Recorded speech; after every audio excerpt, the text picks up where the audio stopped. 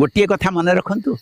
श्रीकृष्ण को दुईटी रूप गोटे हाथ में बंशी अन्य हाथ में सुदर्शन चक्र कारण बंशी बजाइबा को दुईटी हाथ दरकार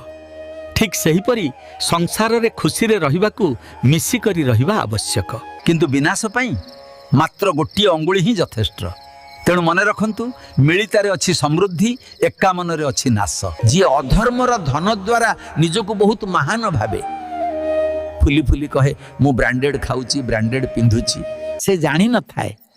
से ब्रांडेड नुहे ब्रांडेड कष्ट एवं ब्रांडेड फल को निज जीवन को आणुची कारण धर्म रे लेखा अच्छी अधर्म रे उठी आडंबर से सबुठारु बड़ पतन को नहीं जाए समस्त को मोर अनुरोध भगवान का नाम नियो भल कर भल कह भल रह कारण शरीर मशाणी रे रही जीवो कर्म ही आगो को पथ देखाई जीवो आ जीए सब्सक्राइब एंड शेयर न करी चली जिवे सेई माने बहुत दुख रे पड़िबे।